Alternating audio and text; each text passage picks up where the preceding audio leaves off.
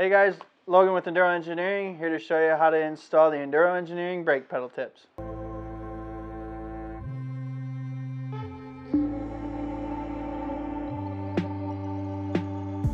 Alright, so it's a pretty easy install. You're just going to remove the two OEM bolts here on the brake pedal tip. On the KTM's, Huskies, and Gas, it's a T25 Torx head. So just go ahead and remove both of these bolts.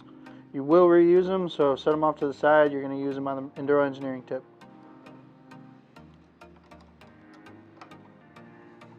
Okay, so there's a little bit of adjustability in the Enduro Engineering tip.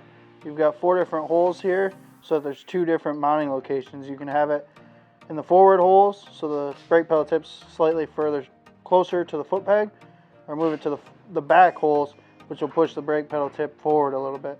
So this customer wants it in the forward holes, so we're just going to reinstall the OEM bolts into those holes. Alright, so it's pretty easy install, as you can see. If you do have any questions, give us a call at 517-393-2421 or visit our website at enduroeng.com.